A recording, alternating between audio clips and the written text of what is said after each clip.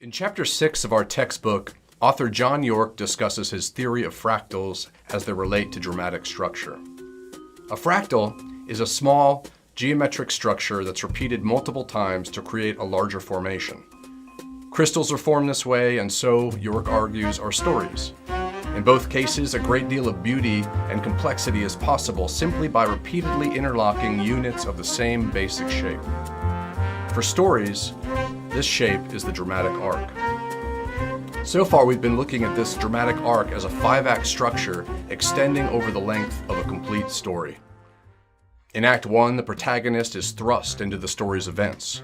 Luke Skywalker's aunt and uncle are killed by Imperial stormtroopers, for instance, prompting his decision to leave with Obi-Wan to rescue Princess Leia. In Act 2, the protagonist finds themselves in a new environment, goes into the woods, as York says, becoming more engaged and committing further to the journey. Luke travels from his home to outer space, fights with Han Solo against the Imperial fighters, and begins studying the Force with Obi-Wan. In Act 3, yet another world unfolds, a major discovery is made, and the results of that discovery have instant consequences for our hero's journey. We witness the destructive power of the Death Star and are sucked in by its tractor beam, only to find the princess on board, forcing Luke to assume the role of hero, swinging her safely across the chasm toward their escape. In Act 4, the result of the Midpoint discovery creates a major crisis, often represented in the form of a loss or even death.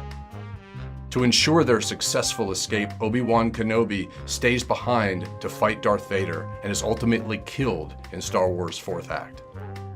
Finally, in Act 5, the protagonist confronts the forces of opposition and some resolution is effected.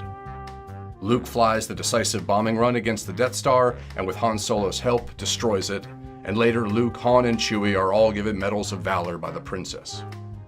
Hopefully by now, this basic setup is clear. But zooming in on it, something interesting happens. Take a look at just our first act, for instance. 1. After Princess Leia's transport vessel is overtaken by the Empire, she sends 2 droids to the planet Tatooine with a secret message for a man named Obi-Wan Kenobi. Luke, a farm boy on the planet, purchases the droids from the local traders and cleaning them that night discovers the princess's message. That's an inciting incident. 2. Then, after that night, R2-D2, the droid carrying the message, runs away into the desert and Luke must pursue him, heading into the woods as it were, or in this case the desert, the unfamiliar and hostile territory where he's attacked by the Sand People and eventually rescued by an old hermit. 3. The hermit takes Luke to a cave, which as York has told us, is the classic site of 3rd act drama. There he reveals that he is in fact Obi-Wan Kenobi and that Luke's father didn't die the way he'd been told by his aunt and uncle, but was actually a great Jedi warrior. This is a major Midpoint discovery. Obi-Wan then gives Luke his father's old lightsaber and asks him to fulfill his destiny. 4. Luke initially rejects Obi-Wan's request, telling him he's needed back at the farm by his aunt and uncle, only to discover that the Imperial stormtroopers have followed the sale of the 2 droids to his uncle's farm, burned it to the ground, and killed Luke's family members. Thus, what was the inciting incident of the whole story now translates as Act 1's 4th act crisis moment. 5. To conclude, Luke now knows that his destiny lies with Obi-Wan, and that together they must find a way off the planet and rescue the princess. This sends them to the cantina to find a pilot and sets up their climactic escape from Tatooine. In other words, just as York predicts, an entire 5-act structure is present in the film's 1st act. But that's not all.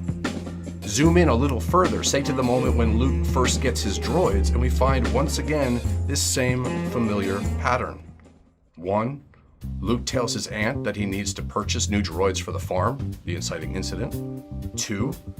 Luke makes a journey into the woods, or in this case, to the Jawa sandcrawler and begins haggling with the Jawa traders. 3. Luke chooses the C-3PO unit, but not R2-D2. This is the scene's midpoint. 4.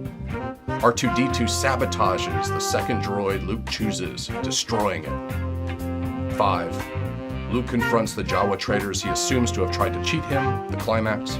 and settles on the R2-D2 unit to take back to his uncle's farm, the Resolution. The moves are obviously smaller, but they're all still present and accounted for. In fact, we will find the same structure that we expect to see in a completely developed story repeated in each of its acts and even the dramatic scenes which compose those acts. Not only that, but as stories continue to grow beyond the limits of a single installment, we can expect to see this pattern repeated on the macro level as well.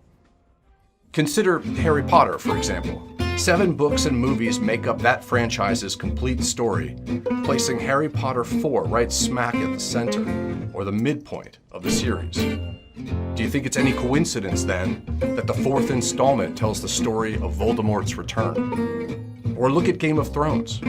For all of its many adventures, conflicts, surprising turns, and unexpected developments, we are told from the very first episode of that series what the overarching concern of the series' largest dramatic arc will be. Winter is coming. 67 episodes comprise the full run of the Game of Thrones television series, making episode 34 its exact midpoint. What happens there? The Night King, the face of the ultimate war to come with winter, is introduced for the very first time. It's important to note that these features don't need to be part of any writer's conscious design. Neither York or I are suggesting that the creators of these stories counted the number of episodes on their fingers in order to determine where to place their key discovery. Rather, the dramatic arc of story where an inciting incident leads to a journey, that journey to a discovery, that discovery to a crisis, and that crisis to some sort of confrontation, is a natural formation which repeats in sometimes dazzling combinations.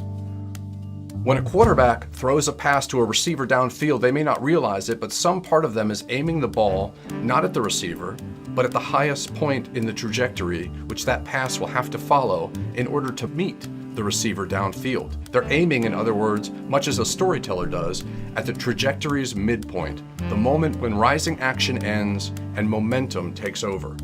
For that matter, I'm attempting to do much the same with this class.